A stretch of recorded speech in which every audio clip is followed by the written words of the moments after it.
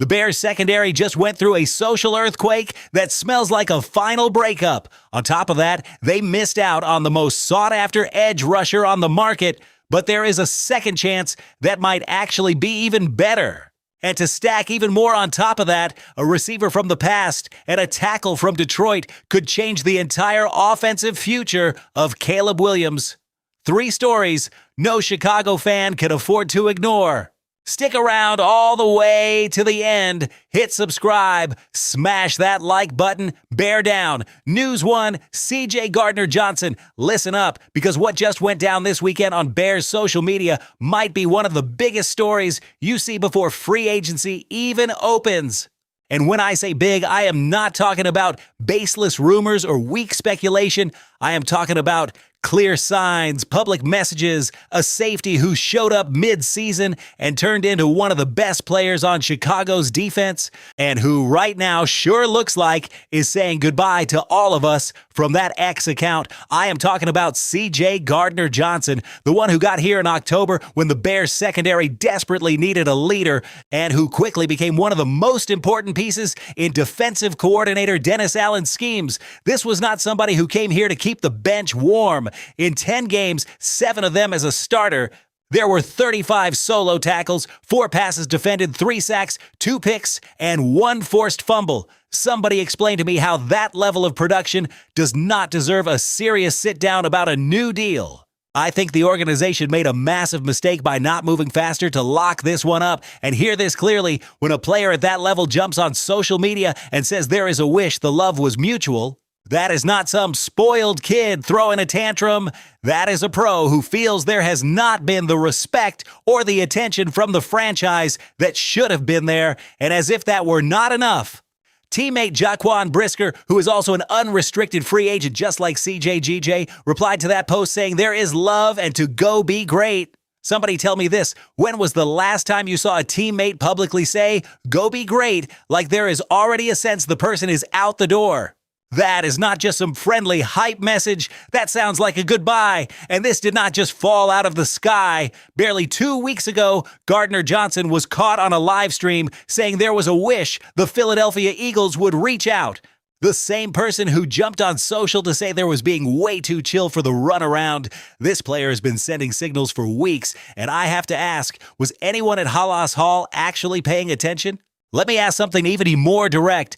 With everything that has just been laid out, does anyone really think CJ Gardner-Johnson is coming back to Chicago? I think the answer painfully is no.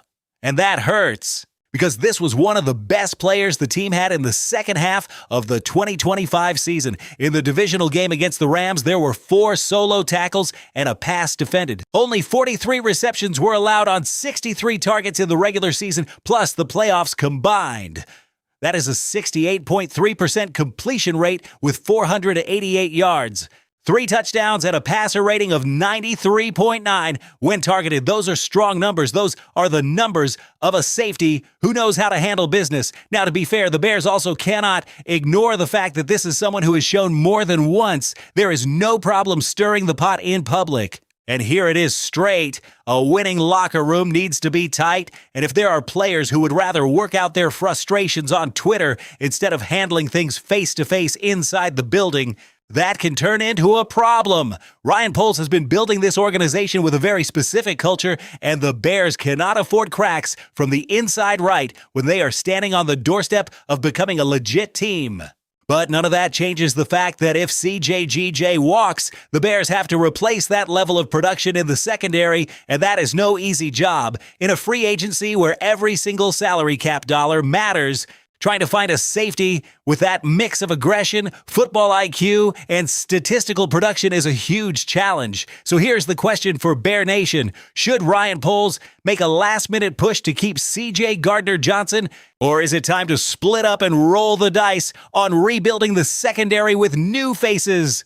Drop that take in the comments, because this is exactly the kind of debate that shapes the direction of a franchise. And if anyone thought this story was the biggest shock of the day, just wait, because the Bears have another defensive decision on the table that is just as big, and the clock is ticking. News 2, TREY Hendrickson.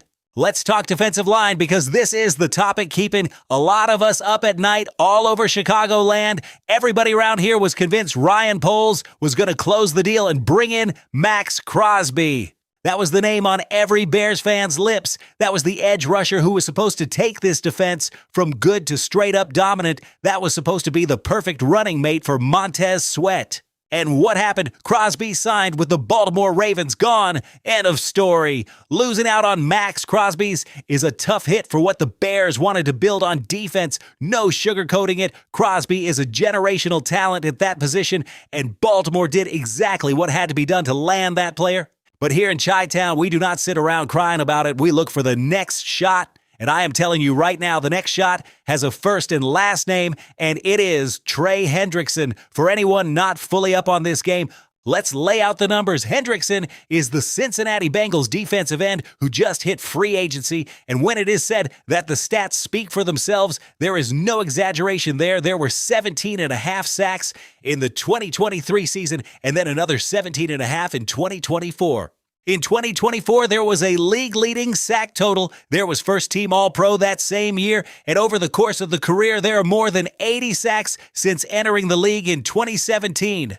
4 different seasons with double-digit sack numbers. 4, that is not luck. That is elite consistency. Now there is a big elephant sitting in the room, the contract. According to SpotRack's market projections, Hendrickson might be looking for around $25 million per season. That would put this player right up there with the highest paid edge rushers in the entire league. So here's the question. Is that price tag too steep for the Bears? I think the answer depends on how there is a view of Ryan Poles' situation. Look at the work Poles has done this offseason strictly from a cap management angle. Cutting Tremaine Edmonds and trading DJ Moore opened up a serious amount of financial breathing room that gives this front office the flexibility to swing big in a hot market. On top of that, the Bears have already made it clear there is no intention to jump into a bidding war for Tyler Linderbaum after pulling off the trade for Garrett Bradbury. That means there are resources on the table to invest in the defense. So here's the real question. What is more valuable for the Bears right now, stacking depth in the back seven or landing an elite edge rusher who can tilt the balance of power in the NFC North? To me, the answer is obvious. When there is a quarterback like Caleb Williams developing, there needs to be a defense that can win games even on the days when the offense is not firing on all cylinders. A defense with Sweat and Hendrickson on the edges is a defense that can flat out do that. Let's add some perspective. In 2025, Montez Sweat led the Bears with 10 sacks. That is a solid number. But offensive coordinators around the league quickly figured out they could just roll protections and throw extra help at Sweat, which limited how effective a 4-man rush could be. Without another elite rusher coming off the opposite edge, opposing play callers were sleeping just fine at night. Dropping Hendrickson into that mix completely changes the math. Offensive coordinators would no longer be able to sell out on Sweat. That frees Sweat up to be even more dominant. And it creates a ripple effect across the entire defense. Think about it. Can you picture the Packers, Vikings, and Lions trying to protect their quarterbacks against a front with Sweat and Hendrickson both hunting? The Packers with Jordan Love are going to be begging for a timeout and a water break. The Vikings are going to be praying. And the Lions, who walk around like they already own the NFC North, are going to have to rethink their whole offensive identity. Da Bears, baby. Look at the tradition of this franchise. This is the city of Dick Butkus, the city of Mike Singletary, the city of Brian Urlacher. This is a place where defense is not optional. It is who there is. When the monsters of the Midway were roaring, the whole league shook, and there is a real shot to get that kind of defensive swagger back, but it is going to take aggressive decisions to make it happen. Yeah, the price is high, but ask this, how much have all the years of mediocrity cost the Bears because the right players were not brought in? How much did the Trubisky era cost, the Nagy era, the blown drafts? Right now, Ryan Poles has a chance to send a statement to the rest of the NFL that the Bears are here to stay. Going out and landing TREY Hendrickson is that kind of statement, and if all that still does not sell it, here's one last thing. Truly elite edge rushers almost never hit the open market. When it happens, they get scooped up fast, and for a premium, the Bears already watched Crosby slip away. If Hendrickson is allowed to get away too, without even throwing a real punch in that fight, then there is going to be a lot of regret when everyone has to sit and watch this player tear up NFC North quarterbacks in some other jersey. But the story does not stop there for the Bears, because there are offensive and offensive line moves on the table that could decide whether Caleb Williams has the tools needed to shine in 2026. Stick with me, because what comes next is just as critical. News 3, Darnell Mooney, Taylor Decker. All right, Bear Nation, we have hit the secondary and the defensive line. Now it is time to talk offense and offensive line, and this is every bit as urgent. Because here is the thing, having Caleb Williams does no good if the right tools are not there to let that talent shine in 2026. And right now, the Bears have two very specific offensive needs that need attention right away. Let's start with the receivers. Everybody in Chicago understands that trading DJ Moore to the Buffalo Bills left a huge hole in that receiver room. Yes, Luther Burden and Rome Odunze are the future of this team, and there is real star-level talent there. But here is the reality. Two young players cannot carry the full load for an offense that wants to win right now. The depth has to be there. There has to be experience. There has to be a receiver who already knows the system and can be a true safety valve for the quarterback. And that player might be Darnell Mooney. Yes, you heard that right. Darnell Mooney, the receiver who started a career right here in the Windy City, was just released by the Atlanta Falcons and is out there on the market. And I think bringing Mooney back to the Bears makes all the sense in the world, and here is why. When Mooney came to Chicago in the 2020 draft, nobody really knew much about this player. There was not a big name coming out of Tulane, but in that first season, the Bears' rookie receptions record was broken with 61 catches. 1 year later, there were 81 grabs for 1,055 yards and 4 touchdowns. That is not some roster filler player. That is a receiver who knows how to produce. After that peak, Mooney had some up and down seasons and stat lines that left a lot of fans frustrated. That is fair.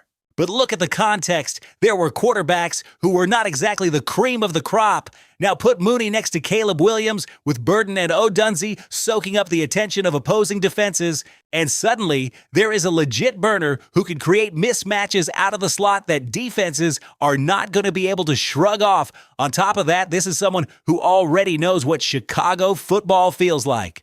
There is familiarity with the city, the pressure, what it means to play at Soldier Field in front of that crowd. And here's something else. In a win-now mode, like the Bears are in at this moment, rolling the dice on a rookie who is still figuring out how to read NFL defenses is an unnecessary risk when there is a veteran like Mooney available with that track record. Now, the Bears are not the only ones in the mix. Mooney has also been linked to the Washington Commanders and the Tampa Bay Buccaneers, and that adds real urgency. If Chicago wants Mooney back in the Windy City, they have to move. Ryan Poles has to pick up that phone, and it has to happen now. But the story does not end there, because there is a second offensive need that is just as urgent, and it is all about the offensive line. Ozzy Trapillo's patella injury in the wild card game was a brutal hit. That knee injury at left tackle is expected to keep that player off the field for most of the 2026 season. On top of that, center Drew Dahlman's retirement opened up another hole inside. Two offensive line spots to address, two at the same time. Taylor Decker.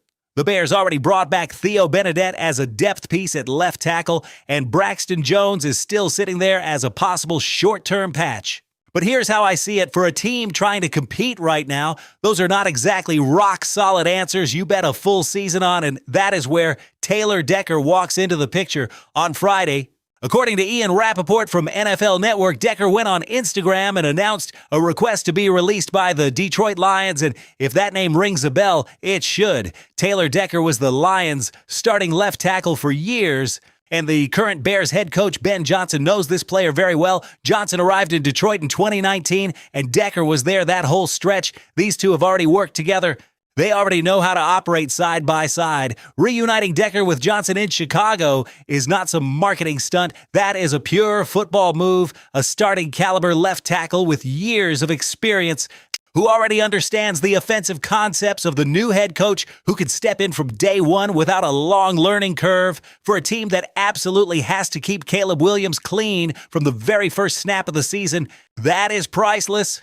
Now, let's be real about the numbers and the downside. Decker is 32 years old. There has not been a full season played since 2022 because of injuries, and the market projections put the value around $21 million, which is significantly higher than Braxton Jones, whose market number is under $5 million. That is a big gap, but here is the twist that changes the whole equation.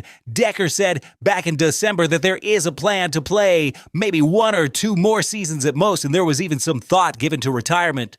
That means there might be a willingness to take a 1-year deal at a discount if the right situation calls, and the Bears, with Ben Johnson running the show, are exactly that right situation.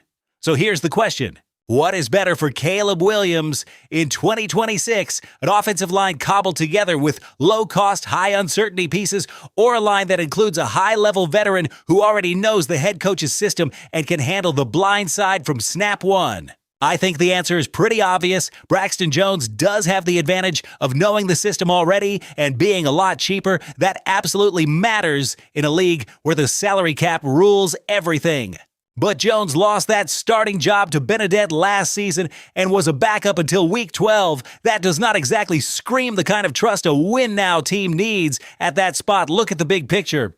The Bears have a chance to bring back a receiver who knows the city and can open up space for Burden and Odunze. At the same time, there is an opportunity to reunite the head coach with a veteran left tackle who can keep a young quarterback upright in a critical transition season. Those two moves together might be the difference between the Bears taking that full step forward in 2026 or once again stopping just short. Right now, Ryan Poles has the most important job in Chicago in those hands. And here is what I believe. Fans in this city have been waiting for years for a team that actually makes the right moves at the right time. With Caleb Williams already in the building and the defense starting to take shape, this is the moment to close the loop. Mooney back in the slot. Decker locking down the blind side. Bear down. Chicago, this is our time. All right, Bear Nation, we have hit the point in this video that matters the most. And there has to be full attention here because there are questions that need answers straight from you in the comments. First, we talked about C.J. Gardner-Johnson, a safety who showed up mid-season and turned into one of Chicago's best defensive players in 2025, and who now looks like there is sending pretty clear signals that the time in the Windy City is over. So here is the direct question. Should Ryan Poles make a last-minute push to keep Gardner-Johnson? Or is it time to let number 35 walk and rebuild the secondary with new pieces? Drop that in the comments. Every single opinion is going to get read. Then we dove into TREY Hendrickson. The Bears missed their shot at Max Crosby. And now one of the best edge rushers on the market is sitting right there with more than 80 career sacks and the league-leading sack total in 2024. Hendrickson is exactly the kind of player this defense needs. But the cost could be $25 million per year. So here is the question. Is it worth paying that price for Hendrickson to pair with Montez Sweat, or should the Bears hunt for a cheaper option? What do you think? Sound off below. And finally, we talked about Darnell Mooney and Taylor Decker, a veteran receiver who started a career in Chicago and might be the perfect safety valve for Caleb Williams, and a left tackle who played for years with the current head coach in Detroit and just asked for a release. 2 moves that could define the Bears' offensive season. My question to you, are you signing Mooney back to Chicago? And are you rolling with Taylor Decker to protect Caleb Williams, even if the price tag is high? Listen close, because this part really matters. This channel exists because of you. Because of every Bears fan who lies awake at night thinking about Ryan Poles' next move.